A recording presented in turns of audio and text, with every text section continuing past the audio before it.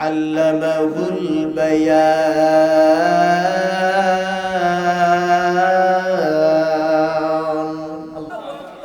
আল্লাহ পাক রব্বুল আলামিন ডাক দিয়া বলেন, আল্লামাহুল বায়ান, আমি তোমাদেরকে দান করলাম জবান। ও বন্ধু, তাহলে আল্লাহ যদি জবান দান করে, এই জবান কি দুনিয়ায় নেতা নেত্রীর পিছনে ব্যয় করব?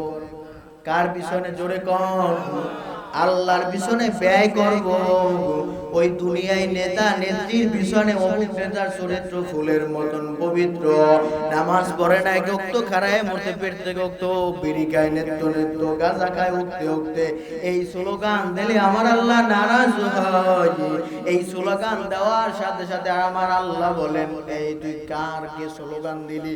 কোন নেতাকে ফুলের মতন চরিত্র বানাইলি? আপনাদের কাছে প্রশ্ন, ফুলের মতন চরিত্র দুনিয়ায় কোনো মানুষের আছে নাকি? আর জোরে কান। না না, দুনিয়ার মধ্যে কোনো মানুষের তো ফুলের মতন চরিত্র নাই। দুনিয়ার মধ্যে কোনো মানুষের ফুলের মতন চরিত্র হতে পারে না।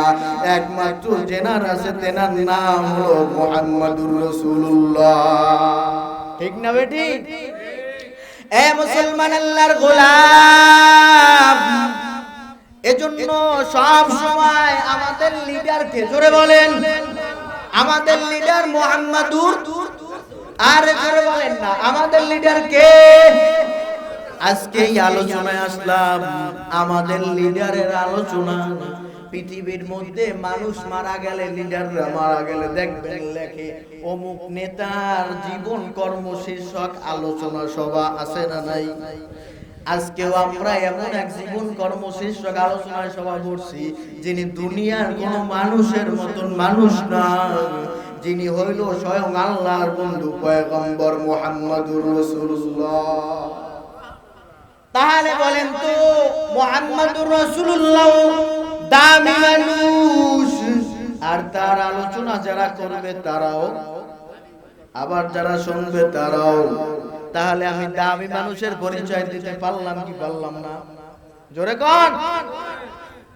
ভাইরা আমার, আজকে যেনার আলোচনা করব, এই আলোচনায় ইনি কেমন নবী ছিলেন, কেমন একজন ব্যক্তি ছিলেন, আল্লাহ পাক ডাক দিয়া বলেন, ওয়ামা আরসালনাকা ইল্লা রাহমাতাল লিল আলামিন।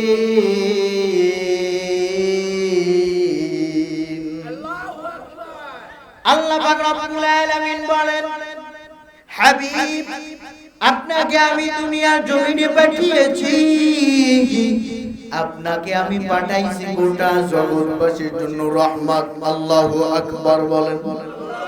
আল্লাহর নবীকে আল্লাহ দুনিয়াবাসীর জন্য কি হিসাবে পাঠাইছেন? জোরে বলেন। রহমত হিসাবে, কন্যা কি হিসাবে?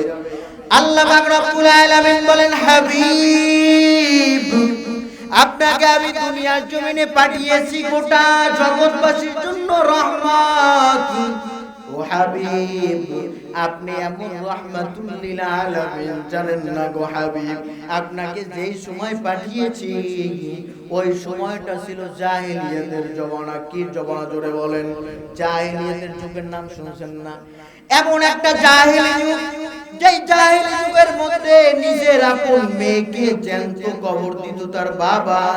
জোরে বলেন নাউজুবিল্লাহ। এই যুগের বর্বর অ্যাকসেন্ট, জাহেলি যুগের ভিতরে আল্লাহ পাক আমার নবীকে পাঠিয়েছেন। বর্তমান সমাজের মধ্যে অনেকে স্লোগান দেয়, নারীর অধিকার চাই, স্লোগান দেয় না? দেয় না? হ্যাঁ মুসলমান, জোরে কর। কিন্তু বলেন তো, নারীর যে অধিকার চাও, তোমাদের অধিকার তো মুহাম্মাদুর রাসূলুল্লাহ নিজে এসে প্রতিষ্ঠিত করেছে।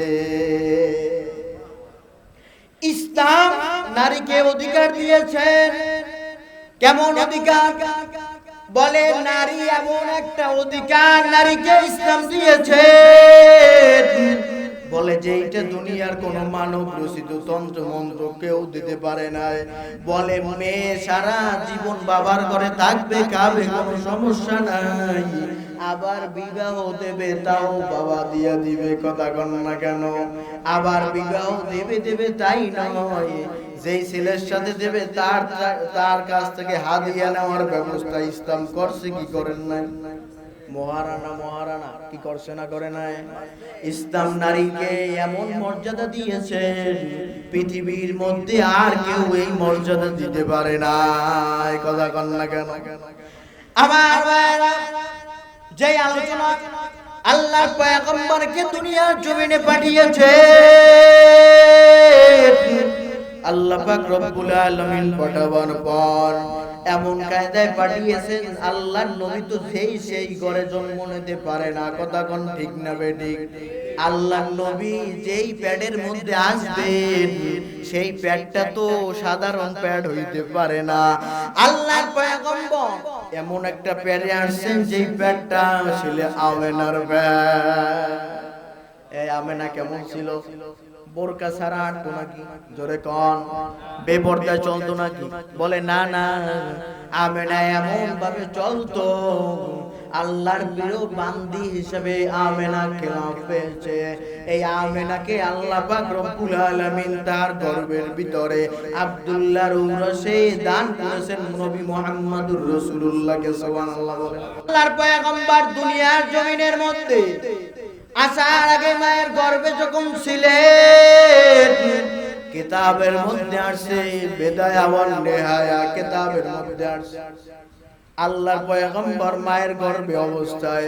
বলেন তো বর্তমান জমানে মাদের যখন গর্ভ হয়, বোনদের গর্ভ হয়, পেটটা কি স্বাভাবিক থাকে না বড় হয়? কিন্তু আল্লাহর কেমন কুদরত! আমার মুহাম্মদুর রাসূলুল্লাহ আপনার আমার নবী যখন মায়ের পেটে আসছে তখন আল্লাহর নবীর মা আমেনার পেট উঁচু হয় না। আল্লাহু আকবার বলো মুসলমান। এমন রাহমাতুল লিল আলামিন বলে আম্মা জানের পেট উঁচু হয় নাই। আল্লাহর পয়গম্বর দুনিয়ার জমিন থেকে ভূমিষ্ঠ হলেন। বলেন তো দুনিয়ার জমিন থেকে সন্তান ভূমিষ্ঠ হলে গন্ধ আসে না? আসে না? গন্ধ আসে না? কিন্তু আল্লাহর পয়গম্বরের মার পেট থেকে যখন পড়ছেন তখন কোনো গন্ধ আসে না, মেশকম্বরের মতন ঘ্রাণ আসছে। শুধু তাই নয়, আল্লাহর পয়গম্বর নামার সাথে সাথে সিজদায় পড়ে আল্লাহর নাম ডাকছে, জোরে বলেন সুবহানাল্লাহ।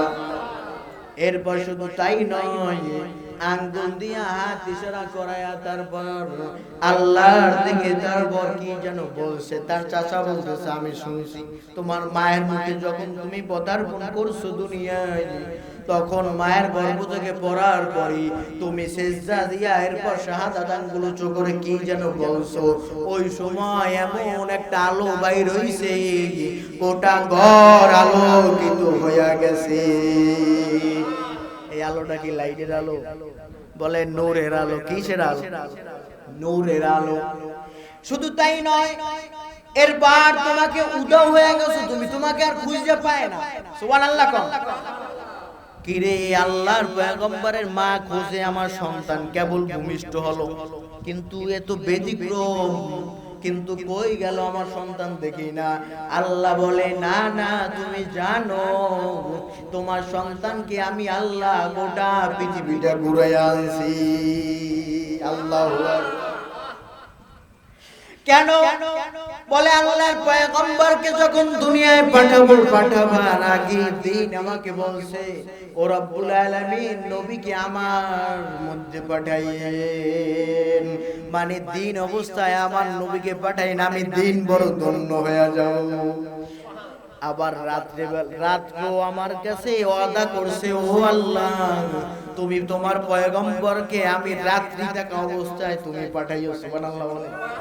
শুধু তাই নয়, গোটা দুনিয়া আমি আল্লাহর কাছে ফরিয়াদ করছি রে আল্লাহ পয়গম্বরকে আমাদের সান্নিধ্যে একটু আমাদের কাছ থেকে তুমি নিও। এ মুসলমান, এই নবী এমন নবী আমাদের সন্তান জন্মগ্রহণ করার পরে খতনা করার লাগেনি। কথা কন না যে লাগেনি? লাগে। কিন্তু আল্লাহর পয়গম্বর যখন দুনিয়ায় আসছে তার কোনো খতনা লাগে নাই, কে যেন অটোমেটিক খতনা করাইয়া দুনিয়ায় পাঠাইছে। এ মুসলমান, কার জীবনী বলতে আসছি জানেন নি?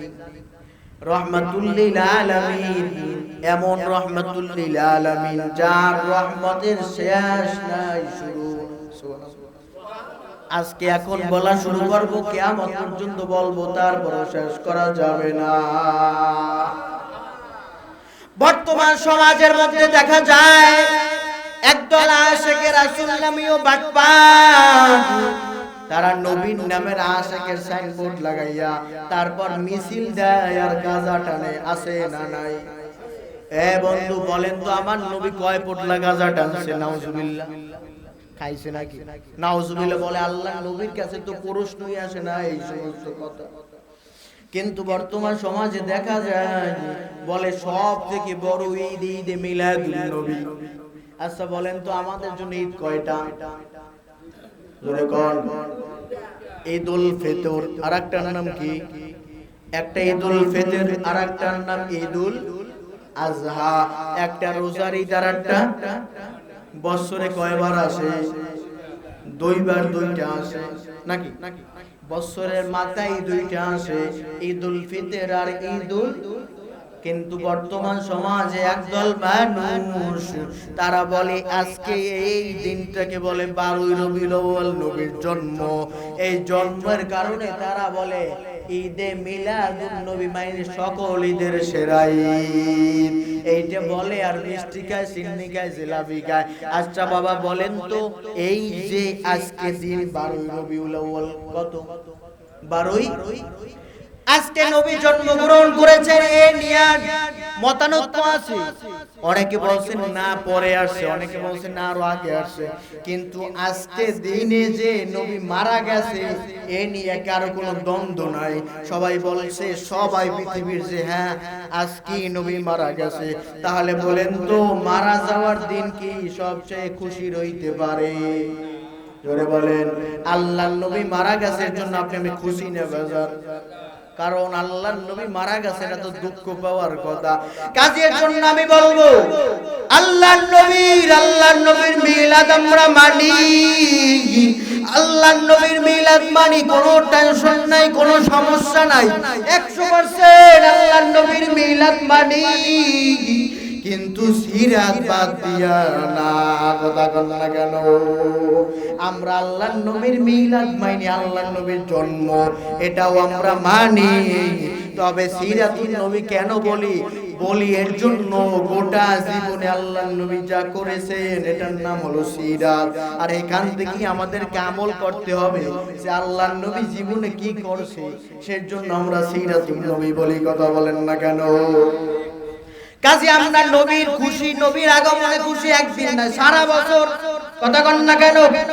আল্লাহর নবী দুনিয়ার জমিনে আসছে মুসলমান, এর জন্য আমরা কি আজকে একদিন খুশি না, সারা বছর খুশি? আল্লাহ যতদিন আমাদের এই দেহের ভিতরে হায়াত রাখছে, প্রাণ রাখছে, আমরা ততদিন আল্লাহর নবী আগমনের জন্য খুশি। এই আল্লাহর নবীকে মহব্বত করতো সাহাবায়ে কেরাম, তারাও আজ পর্যন্ত ঈদে মিলাদুন নবী পালন করে নাই, কিন্তু পালন করছে সিরাত। আল্লাহর নবীর সিরাত কেমন ছিল, আল্লাহর নবী কিভাবে চলছেন, আল্লাহর নবী কিভাবে লেনদেন করছেন, টাকা পয়সা মানুষের কাছ থেকে ধার আনছেন দিয়েছেন কিভাবে করছেন, আল্লাহর নবী জুতা পাইতেছেন কেমনে, জামা গাইতেছেন কেমনে, আল্লাহর নবী সংসদ অধিবেশন চালাইছে কেমনে, এগুলো তারা আলোচনা করছে আর শিক্ষা গ্রহণ করেছে। কাজী আমরাও আল্লাহর নবীর এই সিরাত থেকে আমরাও শিক্ষা নিয়ে আমল করতে চাই। কথা বলেন ঠিক না বেঠিক? আল্লাহর নবীকে মহব্বত করেছিল, পৃথিবীর মধ্যে সর্বশ্রেষ্ঠ মহব্বত করেছিল সাহাবায়ে কেরাম। কেমন কেমন মহব্বত করছে শুনেন আমার কাছ থেকে, অল্পের ভিতরে আপনাকে একটু শুনে যাই কেমন মহব্বত করেছে। আল্লাহর নবী যুদ্ধের ময়দানে যাবেন, আল্লাহর নবী মক্কা ছেড়ে মদিনায় যায়, কাবার দিকে ফিরিয়ে ফিরিয়ে তাকায়, আহারে জন্মভূমিটার দিকে একটু তাকায় দেখ, এইটা আমার জন্মভূমি, আজকে তোরা আমারে থাকতে দিলি না, কাফেরেরা বেঈমানেরা। আল্লাহর নবী যান আবু বকরের কাছে যাবেন।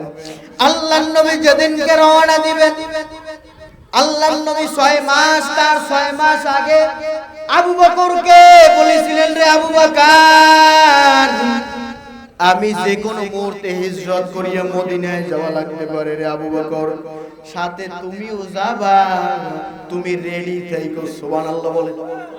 এ বাবা সুবহানাল্লাহ বলেন। তুমি কি থাকবা, কথা কন, তুমি কি থাকবা? রেডি থাকবা, রেডি। কারণ কোন সময় আমি নবী রাত্রি বেলা এসে তোমাকে ডাক দিই, ওই সময় যদি দেরি করো কাফেররা আমাদেরকে মারবে। এজন্য আল্লাহর পয়গম্বর 6 মাস আগে আবু বকরকে বলছেন, কয় মাস? 6 মাস পরে আল্লাহর হুকুম হয়ে গেছে, আল্লাহর পয়গম্বর আপনি হিজরত করিয়া তাড়াতাড়ি রাতের ভিতরে মদিনায় পাড়ি জমান। সুবহানাল্লাহ বলেন। কিন্তু বাইরে যে নামবেন, ঘরের চাইরো পাশে কাফের মুশরিক বেঈমানেরা আটকায় রাখছে। নাউজুবিল্লাহ বলেন, নাউজুবিল্লাহ বলেন। এ বড়ে মানুষের ওই একটা শর্ট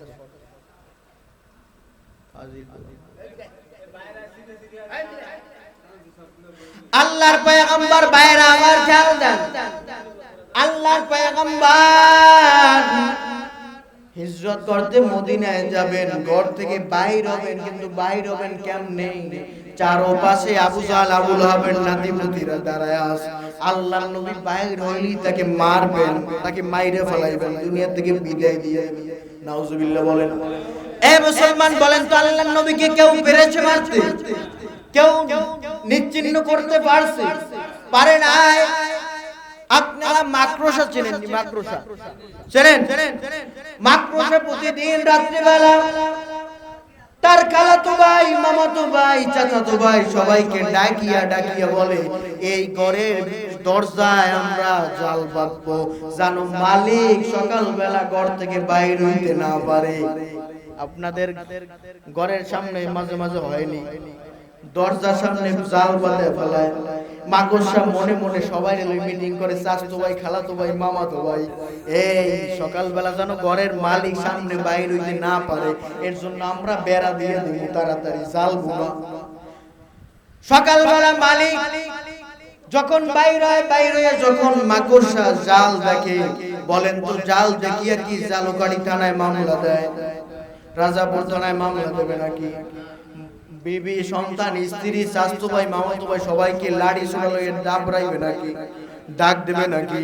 বলে না না, এই যে মাকড়সার জাল, এই জাল ভাঙার জন্য মামলাও করা লাগবে না, কাউকে লাঠি দিয়ে পিটানোর জন্য হায়ার করিয়া ভাড়া করিয়া আনা লাগবে না। ওই যে দরজার পিছনে ধোয়া নারিকেলের ঝাড়ু, এই ঝাড়ু দিয়ে একবারই মারা লাগবে না, 5 বারি 10 বারি মারা লাগবে না, হাফ বারি মারলেই মাকড়সার জাল তছনছ হয়ে যাবে। কথা কোন ঠিক না বেঠিক?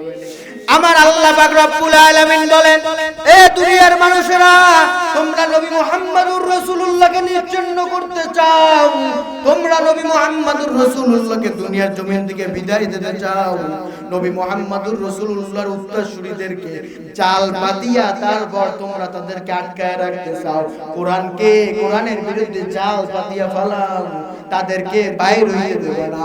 এ দুনিয়ার মুসলমান শোনো ভালো করে, নবী মুহাম্মদুর রাসূলুল্লাহর নাম ফ্রান্স সরকার তার বইয়ের পাতা থেকে মুছে ফেলাইতে পারে, কিন্তু আমার আল্লাহ পাক বলেন, নবী মুহাম্মদুর রাসূলুল্লাহ নাম তোমরা বইয়ের পাতা থেকে মুছতে পারো, কিন্তু আমি আল্লাহ নবী মুহাম্মদুর রাসূলুল্লাহর নাম হাজার হাজার কাফেরের কলিজা সিরিয়া লিখতে পারি। সুতরাং বুঝতে হবে, নবী মুহাম্মদুর রাসূলুল্লাহকে, তার উত্তরসূরি কোরআনের উলামায়ে কেরামদেরকে, আলেমদেরকে, মসজিদের ইমামদেরকে তোমরা নিশ্চিহ্ন করতে পারবা না। যতই জাল বুনাও, তোমাদেরকেও মাকড়সা জালের মতন হাফ জারু মারিয়া বিদায় দেওয়া হবে। কথা কোন ঠিক না বেঠিক? মুছতে আসবেন না, মুছতে আসবেন যারা, মুছে যাবেন তারা। কথা কোন? যারাই মুছতে আসবেন তারাই মুছে যাবেন। এ মুসলমান, আবু জাহল পারে নাই নবী মুহাম্মদুর রাসূলুল্লাহকে শেষ করতে পারছে? এ মুসলমান, আবু লাহাব পারে নাই? এ মুসলমান, ওই যে ফিরআউন পারে নাই মুসাকে শেষ করতে? ইব্রাহিমকে নমরুদ পারে নাই শেষ করতে? নবী মুহাম্মদুর রাসূলুল্লাহর উত্তরসূরিদের কেউ শেষ করতে পারবে না। কথা কন। কাজী বুঝতে হবে, আগুন নিয়ে খেলা করা যায়, আগুন নিয়ে খেলা করা বোকা। বাইরে আমার দীর্ঘ করব না। আল্লাহর নবী এইবার যখন নামবেন, পাশে কাফেররা ব্যারিকেড দিয়ে রাখছে, আল্লাহর নবীকে নামতে দিবে না। আল্লাহর নবী বাইরে হওয়ার সাথে সাথে তাকে মারবে, কতল করবে। আল্লাহ পাকের বন্ধু আল্লাহর নবী আল্লাহরে ডাক দিয়ে কয়, রব্বুল আলামিন, আমার চাইরো পাশে কাফেররা, হানাদার বাহিনীরা, ওরা তো আমাকে মারার জন্য রাখছে, আমি কিভাবে বাইরে হব? বাইরে হলেই তো আমাকে মারবে। আল্লাহ পাক শিখায় দিলেন, হাবিব আপনার টেনশন নাই, আপনি এক মুঠো বালি লন, এই বালুটুকু নিয়ে ইয়াসিনের আয়াত পড়িয়া সূরা ইয়াসিন আপনি ফু দিয়া এরপর কাফেরের ওই কাফের গুলার চোখের দিকে এভাবে ছুঁড়ে মেরেন। আল্লাহর পয়গম্বর যখন পড়িয়া বালির ভিতরে ফু দিয়া এরপর যখন ছুঁড়ে মারছে, মেলা মারছে, তখন আবু জাহল আবু লাহাব কয়, আমার চোখের ভিতরে এক বস্তা পড়ছে। সুবহানাল্লাহ বলেন। এ মুসলমান, আল্লাহর নবী কি এক বস্তা দু বস্তা বালু মারছে? কত এক ফুট। কিন্তু আবু জাহল কয়, আমি হার পাইলাম, টের পাইলাম, আমার চোখে দুই বস্তা বালি পড়ছে। আল্লাহ বলেন, হাবিব ওয়ামা রামাইতা ইয রামাইতা ওয়ালাকিন্নাল্লাহ রামা। হাবিব, আপনি বালু মারছেন, কিন্তু আপনার হাতের সাথে আমি স্বয়ং রব্বুল আলামিনের হাত ছিল। এবার কাফেররা অন্ধ হয়ে গেলেন, চোখ নষ্ট হয়ে গেল, সামনে কিছু দেখতে পারে না। মুসলমান ভালো করে শোনো, সামনে কিছু দেখে না, চোখ এইভাবে ধরে রাখছে। আল্লাহর নবী তাড়াতাড়ি, আল্লাহ বলেন, হাবিব তাড়াতাড়ি দৌড় দেন। আল্লাহর নবী যে আবু বকরের ঘরের কাছে যায় বলে, আসসালামু আলাইকুম ইয়া আবু বকর। আল্লাহু আকবার বলেন। হে আবু বকর। আবু বকর বলার সাথে সাথে, আল্লাহর নবী ডাক দেওয়ার সাথে সাথে আবু বকর ডাক দিয়া কয়, লাব্বাইকা ওয়া সাদাইক ইয়া রাসূলুল্লাহ। আল্লাহু আকবার বলেন। আল্লাহর নবী হতভম্ব হয়ে গেলেন।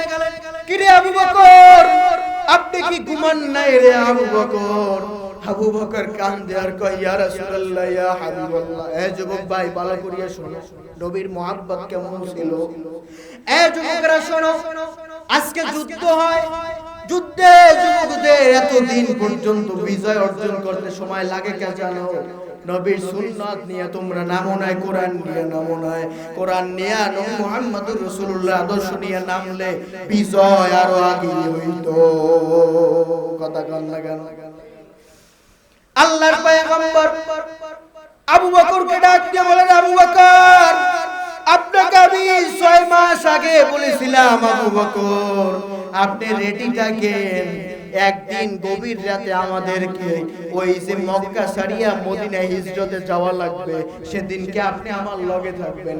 আবু বকর 6 মাস পরে আজকে আপনাকে আমি আইসা ডাক দিলাম। আবু বকর, আপনি কি ঘুমান নাই? কিভাবে ডাক দেওয়ার সাথে সাথে আপনি দরজা খুললেন?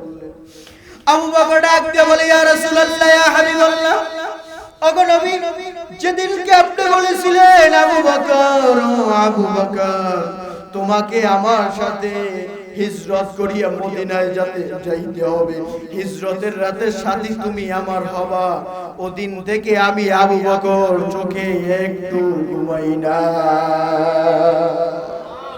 কেমন মুহাব্বত ছিল! বলে, ইয়া রাসূলুল্লাহ, ইয়া হাবিবাল্লাহ, নবীজি গো, শুধু আমি ঘুমাই নাই তা নয়, ওই যে দেখেন ঘরের ভিতরে তাকাইয়া আমার ছোট মেয়ে আসমাও ঘুমায় না। জোরে বলুন আল্লাহু আকবার।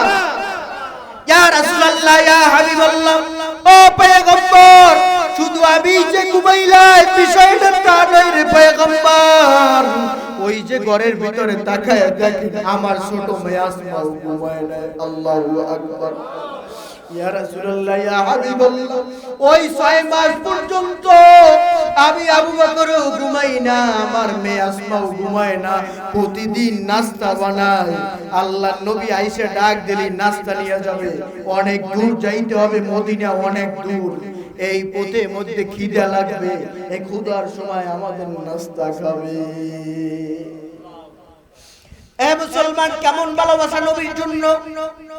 বলে ইয়া রাসূলুল্লাহ, ইয়া হাবিবাল্লাহ, শুধু আমার মেয়ে আসমা ঘুমায় নাই তা নয়, ওই যে আমরা সফরে যাব, মদিনায় যাব, যাওয়ার সেই সওয়ারি ঘোড়া অথবা উটনি ছিল, ওই বাদা দেখেন ওটাও আজকে 6 মাস পর্যন্ত ঘুমায় না। আল্লাহু আকবার। ইয়া রাসূলুল্লাহ, ইয়া হাবিবাল্লাহ, কারণ ও রেডি হয়ে আসছে, সব সময় রেডি অবস্থায় থাকতো। আল্লাহর নবী আয়েশা বলার সাথে সাথে আমরা হিজরত করতে মদিনায় যাব। আল্লাহর নবী মদিনায় যায়, মরুভূমির ভিতরে হাঁটা চলা করে, তৃষ্ণার্ত অবস্থায় পেটে বড় ক্ষুধা লাগছে। আল্লাহর নবী হাঁটতে পারে না। এক সময় আবু বকর খেয়াল করিয়ে দেখে আল্লাহর নবী আবু বকরের কাঁধে ভর দিয়ে হাঁটে। আল্লাহু আকবার বলে। আবু বকর বুঝতে পারলেন আল্লাহর নবী ক্লান্ত হয়ে গেলেন, শ্রান্ত হয়ে গেলেন। আল্লাহর নবীকে আবু বকর ডাক দিয়া বলে, রে মুহাম্মদ, রে পয়গম্বর, ওগো নবীজি, আপনার মনে কষ্ট হয়? আল্লাহর নবী ডাক দিয়া বলে, আবু বকর, দেখেন তো একটা ঘর পাওয়া যায় কিনা। সুবহানাল্লাহ বলেন। মরুভূমির ভিতরে ঘর নাই কোথাও। আল্লাহর নবীকে আবু বকর ডাক দিয়ে বলে, ইয়া রাসূলুল্লাহ, ইয়া হাবিবাল্লাহ, ওগো নবীজি, কোন জায়গায় ঘর দেখা যায় না। মরুভূমির ভিতরে একেবারে ফর্সা, সব কিছু সাদা, কোন ঘর বাড়ি এখানে নাই, রৌদ্র আর রৌদ্র। আল্লাহর নবী আবার বললেন, ইয়া আবু বকর, আপনি দেখেন তো কোন ঘর পাওয়া যায় কিনা। আল্লাহর নবী এত বড় রহমতের নবী, আর একবার বলার সাথে সাথে একটা ঘর আবু বকর বলে, আমি দেখতে পাচ্ছি, আমার সামনে হাজির হয়ে গেছে। আল্লাহু আকবার। ইয়া রাসূলুল্লাহ, ইয়া হাবিবাল্লাহ, ওগো নবীজি, জি জি, এই যে একটা ঘর পাওয়া গেছে। বলে, আবু বকর, তাড়াতাড়ি ঘরের সামনে গিয়া ধাক্কা মারো, আর দেখো যে ঘরের ভিতরে কেউ আসেনি। আবু বকর এইবার ঘরের দরজায় গিয়ে এইভাবে টোকায় আর বলে, আসসালামু আলাইকুম ইয়া লাল। কেউ আসেননি ঘরের ভিতরে। একবার দুবার, এরপরে এক মহিলা জবাব দেয়, কে তোমরা, কে আমার ঘরে কেন ধাক্কা দাও? আবু বকর পরিচয় না দিয়া বলে, আমরা মক্কা থেকে আসছি, মদিনায় যাব, আমরা পথিক। বলে, তাহলে মদিনায় যাবা, আমার ঘরের সামনে আসছো কেন, আমাকে ডাকো কেন? বলে, ও বোন, ও মা, তুমি, তোমার কাছে আসার একমাত্র কারণ, তোমার ঘরে কি কোনো খানা দানা আছে নাকি? আমাদের অনেক ক্ষুধা পেয়েছে। আল্লাহু আকবার বলে। এ মুসলমান, আবু বকর গেছে, আর কে গেছে বলেন? আমার নবী। আমার নবী গেছেন, আমার নবীকে পান করানোর জন্য আমরা তো ব্যাকুল হয়ে থাকতাম। যেখানে আমার ঘরে আল্লাহর নবী আসবে, কিন্তু ওই মহিলা তো আল্লাহর নবী যে আসছে তা জানে না। এইবার মহিলা বলেন, আমার ঘরে কোনো খানা নাই। সুবহানাল্লাহ বলেন। আমার ঘরে কোনো খানা নাই, আমার ঘরে কিছুই নাই। বলে, তাহলে তোমার ঘরে কি একটু পানি পাওয়া যাবে নাকি? খানা নাই, দরকার নাই, একটু পানি দেওয়া যাবে নাকি? সুবহানাল্লাহ বলেন। বলে, না না, আমার ঘরে পানিও নাই। আমরা এমন গরিব, আমার স্বামী মরুভূমির ভিতরে ওই পাহাড়ের চূড়ায় ছাগল পালে, আর ওই ছাগল পালার সময় আমাদের যেই কলসি আছে, পাত্র আছে, এই পাত্র পানির কলসি নিয়ে যায়। যখন ওই পাহাড়ে ওই যে ছাগল চড়াইয়া দুধ দহন করে নিয়ে আসে, আমরা সেটা পান করি। আর ওই সময় পানি নিয়ে আসে, ওই পানি দিয়ে আগামীকাল পর্যন্ত আমরা খাই। সুবহানাল্লাহ। আমার স্বামী সেই পাত্র নিয়ে ছাগল চড়াইতে গিয়েছেন, আমাদের ঘরে পানিও নাই। আল্লাহর নবী তাকায় দেখতেছে মহিলার ঘরের সামনে একটা ছাগল শুয়ে রয়েছে। সুবহানাল্লাহ বলেন। আল্লাহর নবী আবু বকরকে ডাক দিয়ে বলেন, রে আবু বকর, আপনি জিজ্ঞাসা করেন রে আবু বকর, যে এই ছাগলটা আছে আমরা এই ছাগলটা একটু দুধ দোহন করে খাবো নাকি? সুবহানাল্লাহ বলেন। আল্লাহর নবী কেমন অনুমতি নিয়েছে যে আমরা কি একটু খাবো? আমার একটু পানি খাওয়াই, পানি খাওয়াই, কি আমরা কি একটু দুধ দোহন করে খাইতে পারি? আর আমরা হইলে কি করতাম? আরে আবু বকর চুপ, কোনো কথা নাই, দুধ টুধ দই খাই চলে যাবে। এককালে জম্মের বাস্তব কথা না, কে যুবকরা কথা কয় না, ঠিক না বেটি? আমরা হইলে কি করতাম? আরে ডিস্টার্ব উনি ভিতরে যায় আল্লাহ বকর বকর, আমরা খাইয়ে চলে যাই, করতাম না। আল্লাহর নবী এখানে আদর্শ শিখায় গেছেন, উম্মতদেরকে শিক্ষা দিয়েছেন, মেসেজ দিয়েছেন, না না অন্যের মাল তার কাছ থেকে না বলিয়ে খাওয়া যাবে না। তো এখানে আল্লাহর নবী বলেন, আবু বকর আপনি জিজ্ঞাসা করেন, ইয়া রাসূলুল্লাহ কি জিজ্ঞাসা করব, যে আমরা কি এই যে একটা বকরি আছে, ছাগল আছে, এটা দুধ একটু পান করব নাকি দহন করিয়া? যখন মহিলাকে জিজ্ঞাসা করা হলো, মহিলা ডাক দিয়ে বলে, আমার ওই যে ছাগল দেখো, ওই ছাগলটা খুবই অসুস্থ। সুবহানাল্লাহ বলেন না, আরো জোরে বলেন সুবহানাল্লাহ। এই ছাগলটা অসুস্থ হওয়ার কারণে ছাগলটা নিয়া আমার স্বামী ছাগলটা নিয়েও যায় না চড়াইতে, কারণ অসুস্থ হাঁটতে পারে না, এর জন্য ওকে ওখানে রাইখা গেছে। যখন আল্লাহর নবী শুনলেন, আল্লাহর নবী আবার বললেন, আবু বকর আপনি জিজ্ঞাসা করেন এই ছাগলটা দিয়ে আমরা কি দুধ দহন করব নাকি? মহিলাকে আবার জিজ্ঞাসা করা হলো, মহিলা একবার দুবার রাগ হয়ে বললেন, আপনারা আমাকে কেন এত জ্বালান? আপনাদেরকে তো বললাম এই যে ছাগলটা অসুস্থ, দাঁড়াইতেও পারে না, ওর দুধ আসবে কেমনে? ওকে তো খাওয়াইতেও নেয় না, মাঠের ভিতরে চড়াইতে নেয় না, ওটা বড় অসুস্থ। সুবহানাল্লাহ।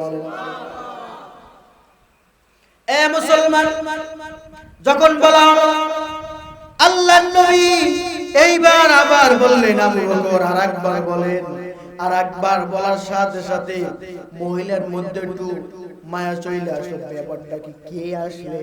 মহিলা একটু দরজার ফাঁক দিয়া তাকায়া দেখে, ওই মহিলা বলে, আমার জীবনে এই রকমের যুবক আর আমি দেখি না। আরে দেখবে কিভাবে? এর মতন যুবক তো সারা পৃথিবীতে আর নাই, কথা বলেন না কেন? সে তো আমার নবী।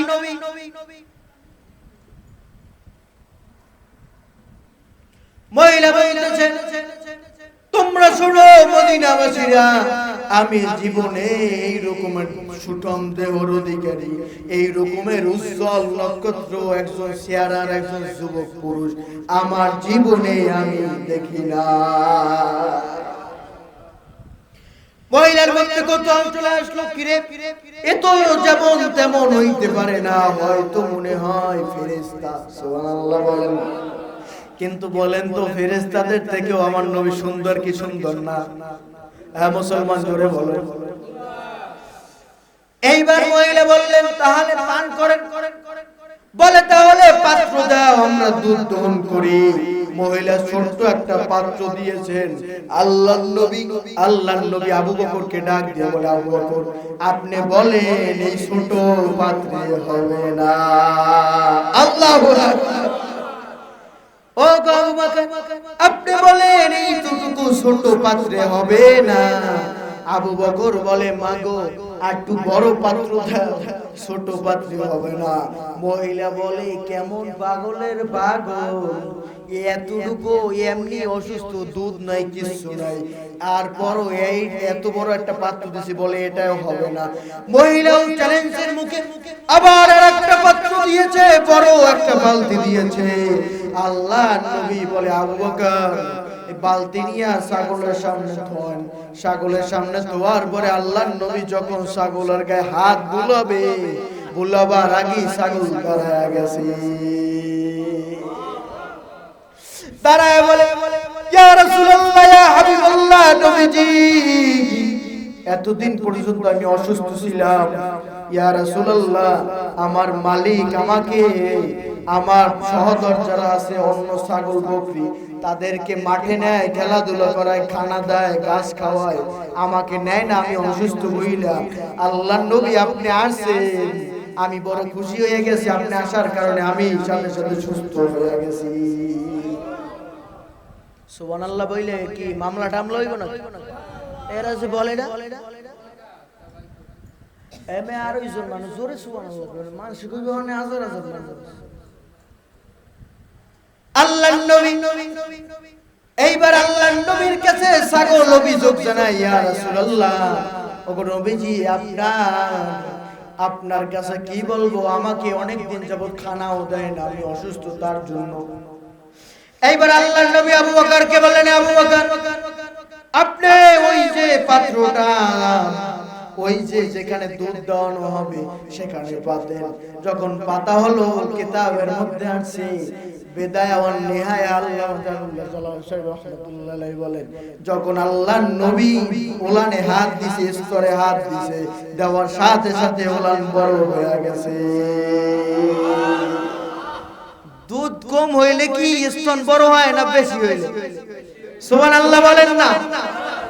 এইবার আবু বকর বলতেছে যখন আল্লাহর নবী হাত দিয়েছে, হাত দেওয়ার সাথে সাথে স্তন বড় হয়ে গেছে। এরপর বড় হওয়ার পরে আল্লাহর নবী দুধ দহন করে। সুবহানাল্লাহ বলেন। নবী দুধ দহন করার পর আল্লাহর নবীকে ছাগল বলে, ইয়া রাসূলুল্লাহ তাড়াতাড়ি দুধ নামান, আমার ওলান, আমার এই স্তন সিরা যাওয়ার ফলে সহ্য করতে পারি না, জয়লা গেছে, ব্যথা লাগতেছে, তাড়াতাড়ি দুধ দহন করেন। আল্লাহু আকবার। আল্লাহর নবী দুধ দহন করে, আল্লাহর নবী দুধ দহন করেছেন। এরপরে এক বালতি দুধ হয়েছে, আল্লাহর নবীও পান করছে, আবু বকরকেও পান করাইছে। এরপরে পান করাবার পরে বলে এখন এই বাদ বাকি যা আছে সব করে দিয়ে দাও। মহিলা বলে আমি এইভাবে দরজার ফাঁক থেকে দেখছি আল্লাহর নবী যতটুক পর্যন্ত দুধ দুয়াইছেন পাত্রটা ভরা ছিল, ওই সময় দুইজনে পান করছে।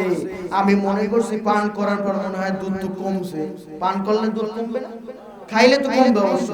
কিন্তু আমি দেখতেছি যখন বাদ বাকি দুধ আমার কাছে দেওয়া হয়েছে, দুধের পাত্র দেওয়া হয়েছে, আমি দেখি মোটেও দুধ কমে না। আরসালনাকা ইল্লা রাহমাতাল লিল আলামিন। আল্লাহু আকবার। আমার ভাইরা আবু বকরকে নিয়ে আল্লাহর নবী যায়। আল্লাহর নবীকে নিয়ে যখন রওনা দিয়েছেন, মহিলা পিছন থেকে আল্লাহর নবী যেই দিকে যায় সেই দিকেও যায়। এত সুন্দর, এত সুন্দর মানুষ তো কখনো দেখি নাই। ইন দি মিন টাইম তার স্বামী আসছে, আইসা বলে ওদিকে যাও কই, বলে একজন মানুষ আসছে, এত সুন্দর চেহারা আর কাউকে দেখি নাই কোনো সময়। আর ওই মহিলার স্বামী ডাক দেয়া বলে, আরে পাগল, যেই বর্ণনা দিয়েছো সেটা তো দুনিয়ার কোন যেমন তেমন ব্যক্তি না, তিনি তো আমার পয়গম্বর মুহাম্মদুর রাসূলুল্লাহ। আর জোরে কোন আল্লাহু আকবার। এ মুসলমান, আল্লাহর গোলামেরা, আল্লাহর পাগলেরা, ভালো করিয়া শোনো মনোযোগ দিয়া। ওই লোকটা বলতেছে আমার কিতাবের মধ্যে আমি পড়ছি যে এমন একজন সুন্দর ওয়ালা নবী হবে, তিনি হইল শেষ জমানায় আসবে, আর আমার বাড়ি থেকে এই সামনা থেকে মরুভূমির থেকে তিনি হাইটা হাইটা মদিনায় যাবে। এই খবর শুনি আমি এখানে ঘর বাসি যেন আল্লাহর নবীকে আমি দেখতে পারি। মুসলমান, আল্লাহর নবী কেমন ছিলেন? এই জুলাইখার ঘটনা আপনারা শুনেছেন। জুলাইখা ইউসুফের প্রেমে পাগল হয়েছিল। সুন্দর সুন্দর, এত পাগল হয়েছে, এত পাগল হয়েছে। আর ওই সময় তৎকালীন সময় মানুষরা বলে বাদশার স্ত্রী রানী, সে পাগল হয়েছে একজন মাত্র একটা গরিব ছেলের জন্য, একটা পাগলের জন্য। সুবহানাল্লাহ বলেন। একদিন এইভাবে মহিলারা সমালোচনা করে, একদিন বলতেছে ইউসুফকে একটা রুমের ভিতরে রাখিয়া এইবার জুলাইখা মহিলাদেরকে ডাক দিছে, তোমরা যে আমার সমালোচনা করো, তোমরা একটু আমার কাছে মেহমানদারি করতে আসো। ইউসুফকে একটা রুমে রাখার পরে জুলাইখা মহিলাদেরকে নিয়ে কথা বলে। ওই সময় জুলাইখা তাদেরকে এক একটা আপেল দিছে, ফল দিছে, আর এক একটা চাকু দিছে, বলে তোমরা ফল কাইটে খাও। ওই সময় ইউসুফকে ডাক দিছে। ইউসুফ রুম থেকে বাইরে হওয়ার সাথে সাথে মহিলারা ইউসুফের দিক তাকায়া ফল কাটা তুইয়া নিজের আঙ্গুল কেটে ফেলছে। বলে হায় হায়, এত সুন্দর, এত সুন্দর, এত সুন্দর। বলে তোমরা তো আমাকে পাগল বলছিলে, আমার সমালোচনা করেছো, এখন দেখো একে বলে এ তো সাধারণ কোনো মানুষ নয়, এ তো ফেরেশতা হবে। এ জুলাইখা বলে আমি একজনের প্রেমে পাগল হয়ে, শুধু পাগল হইছি প্রেমের জন্য, আর তোমরা তাকে ফেরেশতা বানায় ফেলাইছো একটা মানুষের। আম্মা জানা আয়েশা বলেন, এ দুনিয়ার মানুষেরা ভালো করে শুনে না, শুনে না, ইউসুফের প্রেমে ইউসুফের দিক তাকায়া, চেহারার দিক তাকায়া আরবের মহিলারা তাদের হাত কাটছে, আর আমার নবীকে যদি দেখতো হাত কাটা তো দূরের কথা, তাদের কলিজা কেটে ফেলতো।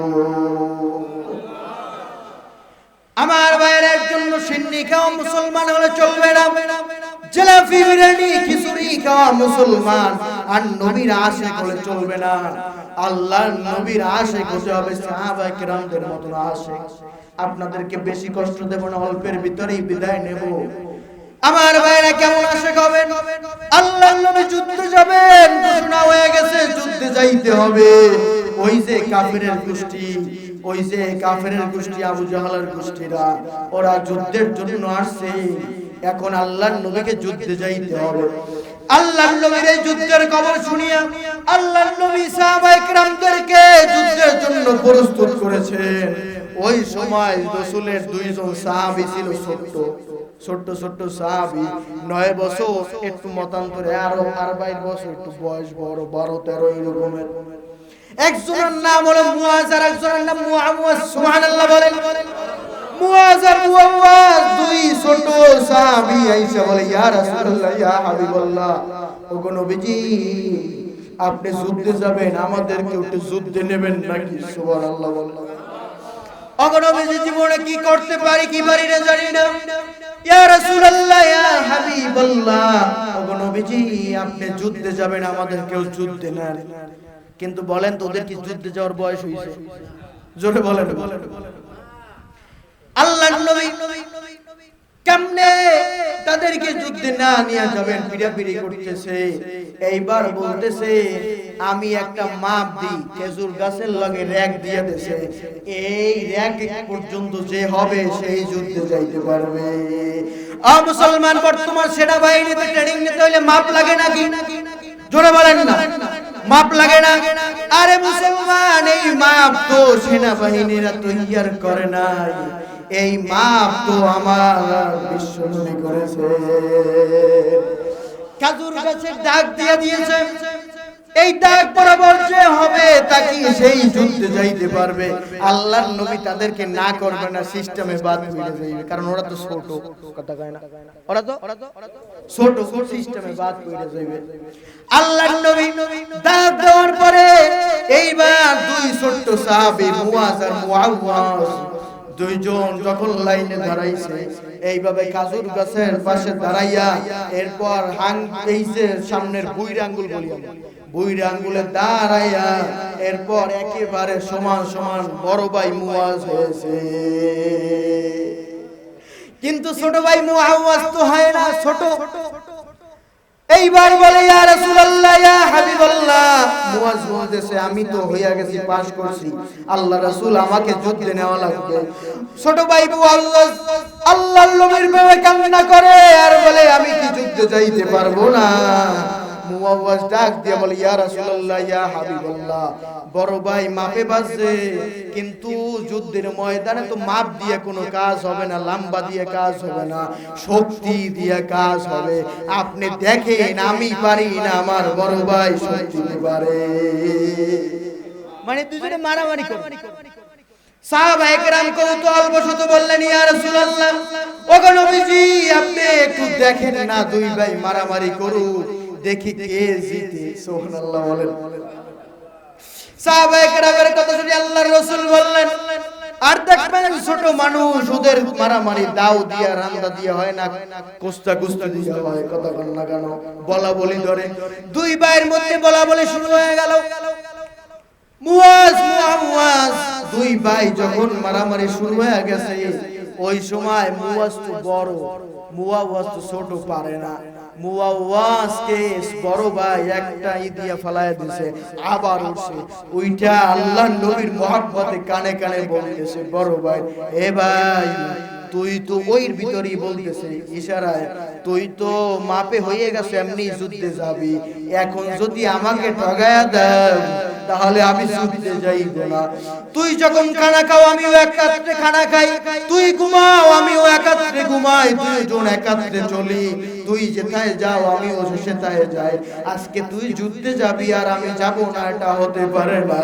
ও ভাই তুই একটু দুর্বল হইয়া যা, আমাকে একটু শক্তি বানায়া দে। সুবহানাল্লাহ বলেন না। এইবার যখন শুনিয়া বড় ভাই মুয়াজ এইবার একটু ডিল দিয়া দিলেন, আর ছোট ভাই মুআওয়াজ তাকে নামায় ফেলায় দিলেন। সাহাবায়ে কেরাম নারায়ে তাকবীরের ধ্বনি দিলে, আল্লাহু আকবার বলেন। সাহাবায়ে কেরাম নারায়ে তাকবীর দেয়। এইবার মুয়াজ তো এমনি মাপে বাইসা গেছে, আর মুআওয়াজ শক্তিতে বাইরে গেছে। দুইজন যুদ্ধের ময়দানে যাবেন, রওনা দিয়েছেন, দুইজন যুদ্ধের ময়দানে গিয়েছেন। যুদ্ধের ময়দানে যাওয়ার সাথে সাথে ওই দুই সাহাবী মুয়াজ আর মুআওয়াজ এক একজনের কানায় ছিল। ওই সময় ডাক দিয়ে বলে, এই তোমাদের লিডারকে আবু জাহল কো? সবাই আশ্চর্য হয়ে গেলেন। আর আল্লাহর নবী যুদ্ধের জন্য ওদের হাতে তরবারি দেন নাই, ছোট ছোট খেজুরের ডেগ দিয়েছে। সুবহানাল্লাহ বলেন।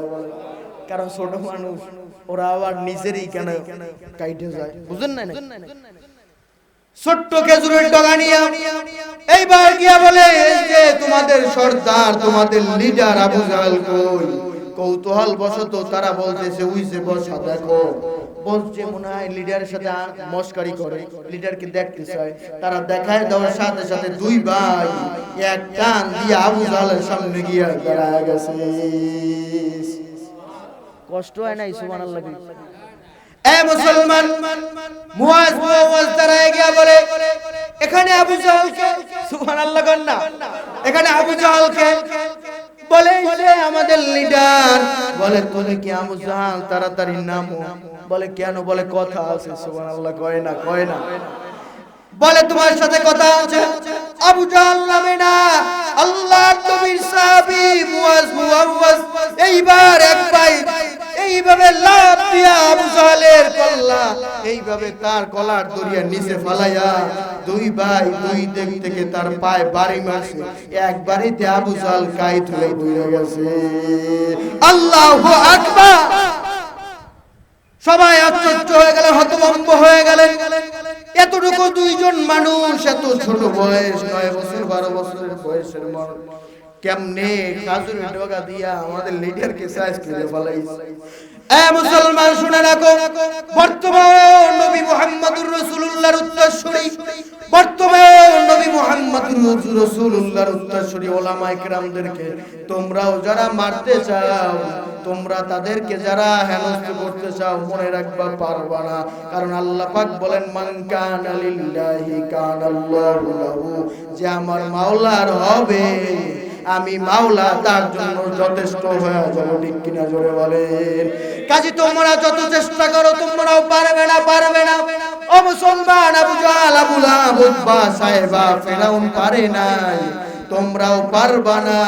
ছোট জিনিসের দ্বারা তোমাদেরকেও সাইজ করা হবে। কথা কয় না ভাইরা আমার। শেষ পর্যায়ে এসেছি। আল্লাহর পয়গম্বরের মুহাব্বত কেমন ছিল সাহাবায়ে কিরামের মধ্যে। এইবার মুয়াজ এবং মুআওয়াজ যখন হইছে আবু জাহলকে নামায় ফলায় দিল, একেবারে নিশ্চিহ্ন হয়ে যাবেন। ওই সময় আব্দুল্লাহ ইবনে মাসউদ রাদিয়াল্লাহু আনহু আসলো। আয়েশা আবু জাহলকে আগে একদিন বলেছিল, আবু জাহল একদিন আব্দুল্লাহ ইবনে মাসউদকে কোরআন তেলাওয়াত করেছিল, এর জন্য একটা চর মেরেছিলেন। আব্দুল্লাহ ইবনে মাসউদকে চর মেরেছিলেন আবু জাহল একদিন। ওই দিন আবু জাহলকে আব্দুল্লাহ ইবনে মাসউদ বলেছিলেন, রে আবু জাহল, আজকে তোর কাছে ক্ষমতা আছে, প্রশাসন আছে, এর জন্য তুই আজকে আমাদেরকে মারলি। মনে রাখবি সময় কিন্তু আমাদেরও আসবে, আমিও সেই দিন আমার এক কানের তালা ফাটাইছো, তোর দোনো কানের তালা ফাটাইয়া দিব। এই চ্যালেঞ্জে ওই বুয়াজ যখন আবু জাহলকে নামায় ফেলায় দিছে, প্রাণটা চলে যাবে আবু জাহলের। ওই সময় আব্দুল্লাহ ইবনে মাসউদ যায়া, এরপর আল্লাহর নবী সাহাবী আব্দুল্লাহ ইবনে মাসউদ যায়া আবু জাহলকে বলে, রে আবু জাহল, তুই একদিন আমাকে চর মেরেছিলি, তুই আমাকে মাজলুম পায়া আমার উপরে জুলুম করেছিলি। রে আবু জাহল, আজকে বলতো কার হাতে ক্ষমতা? সুবহানাল্লাহ বলে। এবার আবু জাহল বলে, তুমি এখন যা করার করতে পারো, এই যে আমার হাতে তরবারি আছে, এই তরবারি নিয়ে তুমি আমাকে কতল করিয়া ফেলাও। আবু জাহলকে আব্দুল্লাহ ইবনে মাসউদ বলে, না না, তোমার এই হাতে যেই তলোয়ার, এটি হলো কাফেরের তলোয়ার। আমি কাফেরের হাত দিয়ে তলোয়ার দিয়া, কাফেরের হাতের তলোয়ার দিয়ে তোমাকে মারবো না। আমি মুহাম্মাদুর রাসূলুল্লাহর সৈনিকের হাতে যেই তলোয়ার আছে, এই তলোয়ার দিয়ে তোকে আমি মারবো।